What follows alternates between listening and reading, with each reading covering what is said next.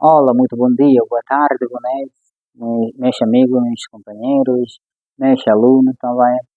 Então, bem-vindo mais na sua aula dessa língua. Hoje fazemos coisa passada, esqueci, coisa passada, mas vamos ver. Eu vou explicar um bocadinho em Swahili. Acho que meus alunos já sabem agora, né, falar como um pouquinho de melhorar, porque temos que falar todos os dias para melhorar bem, ou para ficar muito bem na nossa língua, essa língua. Então, como sabe, há duas maneiras de português europeu, português europeu, Brasil também. Mas acho que não te preocupes sobre isso. Falamos ou estudamos, depois vamos falar.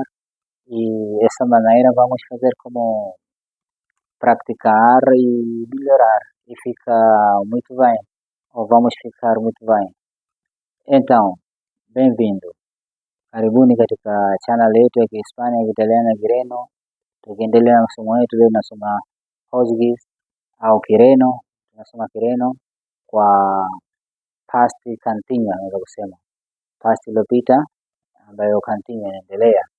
Tumesoma present continuous na vitu vingine, kwa hiyo nagusia kidogo past continuous. Lakini vile vile nilikuwa naona baadhi ya comment au baadhi ya watu wengine wanafunzi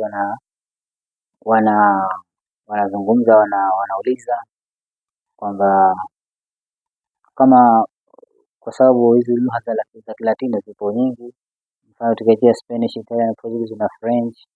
Kwa hiyo usiokasoma kama Kitaliana huko ukataka mfumo wa Kitaliana lazima uje katika Spanish au katika Portuguese. Zinaachana, baadhi nyingine zinaoana.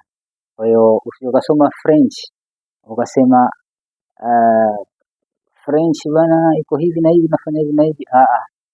French ina mifumo yake, Portuguese ina mifumo yake, au Spanish au Italian ina mifumo yake. Ila baadhi nyingine wanaoana, nyingine wanaachana. Kwa mfano Kiingereza au English utakuta ukizungumza verb eat, kula, bila kutia vijina kujulikani nani anakula. Ukisema eat unakuta lazima utie vijina I eat, you eat. Unafahamu? Kwa hiyo na hizi lugha za Kilatino vile vile zipo, nyingine zinaoana na hii, nyingine zinaoana na hii. Mfano French itaoana na Kiingereza. Unafahamu? Je parle, lazima utie na vijina. Huwezi kusema ile verb parler ukasema ukachambua ile verb tu bila kutia vile vijina. Kwa hiyo lazima utie na vijina. Kama mfano Italian, Spanish, Portuguese, unaweza kusema tu yo hablo au hablo, anafahamikana nani. Eu falo, anafahamikana nani. Isipokuwa labda mtu wa tatu, eli au ela, unaweza kutia vile, kuna formal na informal, unaweza kutia vijina eli fala, inafahamika hivyo. Kwa hiyo nilikuwa naweka wazi kidogo, hawa watu wanazungumza French, wanasoma French, wanakuja katika Kireno. Kwa hiyo usiokachukua mfumo wako wa Kifrench ukataka uende vile vile kama unataka wewe kusoma Kifrench. Bueno, sabes, en español dice, latino es latino, no se puede comparar con otro idioma. Ndio latino ni latino, lakini huwezi kulinganisha na lugha nyingine. Kwa hiyo umekuja katika mfumo huu, fuata mfumo huu. Umecheki mfumo ule pale, fuata mfumo ule pale. Yaani ukirukia lugha nyingine wewe fuata mfumo wake. Mfano naweza kusema French lazima utie vijina j'écris, au j'écris, naandika. Lakini vile umekata ile jo kuna i, alafu ile écris imekatwa e moja pale, imeunganishwa. Kwa hiyo katika mfano Portuguese utakuta ele é o chef au ele é o patrão. Unakuta ele ile ya hii, yani hii ile eli, alafu ile unasoma ni iko pale pale haijakatwa na ele au chef. Kwa hiyo unakuta unazungumza vile vile ndivyo usikatie utaalamu wako ukasema French hizi mbili hapa moja inakatwa, inakuwa hivi. Hiyo pia imetokea changamoto, wanafunzi walikuwa wanasema bwana hivi bwana hizi Haziingizwi hivi. Unaweza kuandikia elle est au chef, elle est patron. Kwa hiyo zile unasema vile, huwezi kusema ukakata i moja pale ukasema elle patron, utasomeka hivyo, lakini sio sahihi.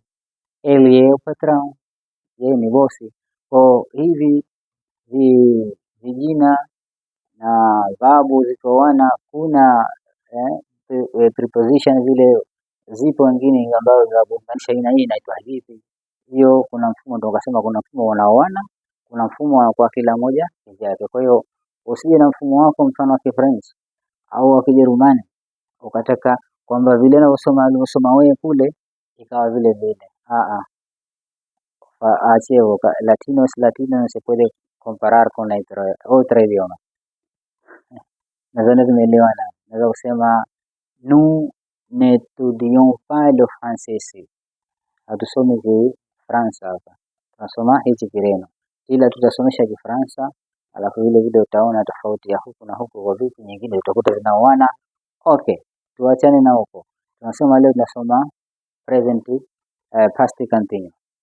Past continuous ya Portuguese, kama tulivyozungumza, kuna namna mbili ya Portuguese ya Europe au Europeo na Brazil. Kwa hiyo tuseme tunaanza na Portuguese ya Portugal, PT au EU, yani Europeo au Portugal. Ile kule BR anasema Brazil.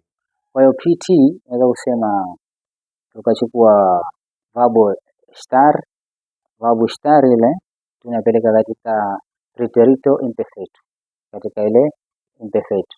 Katika ile estar itakuwa inachambuka sasa. Eu inakuja estava, estavas, estava, estávamos, estavam. Ile vos, kwa hiyo ile kusema eu estava, tu estavas, ele, ela estava, nós estávamos.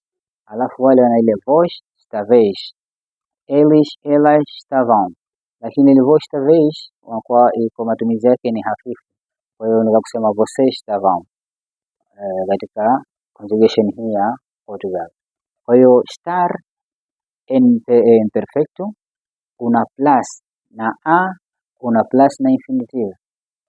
Kama kule kuna kwa present unachukua verb estar unachambua hali ya present, una plus na a, una plus na infinitive. Kwa hiyo hapa verb unaipeleka katika imperfecto, alafu una plus na a, una plus na infinitive. Kwa hiyo utakuta mfano eu estava a falar com meus amigos, nilikuwa nikizungumza na rafiki zangu. Nós estávamos a jogar o futebol ali na praia, tulikuwa tunacheza mpira kule bichi. Eles au elas estavam escutar a rádio, walikuwa wanasikiliza radio. Kwa hiyo unachukua verb estar unachambua kwa kila mtu, unatia na verb una plus na a, alafu na plus na infinitive, unatia na ile sentence yako unakusudia kutaka kuifanya kule mbele. Nós estávamos a mergulhar com golfinhos, tulikuwa tunaogelea na dolphin.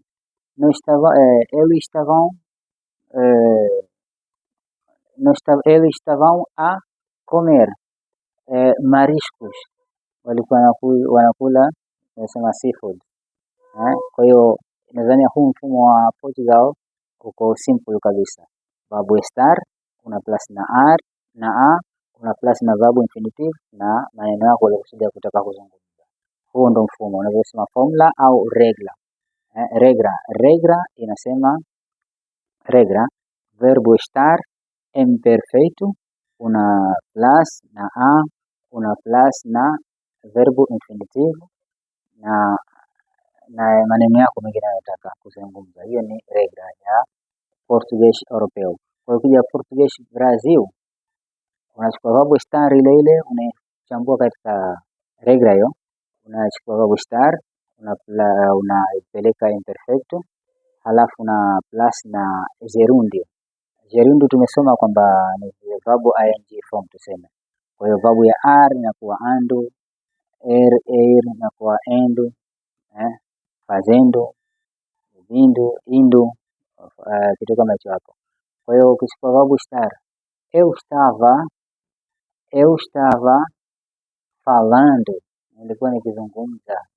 Eu estava falando com meus amigos, nilikuwa nazungumza na rafiki zangu. Faz 3 horas nós estávamos jogar o futebol. Yani kama baada masaa matatu yaliyopita tulikuwa tunacheza mpira kama hivyo na rafiki zangu na nani. Kwa hiyo babu ya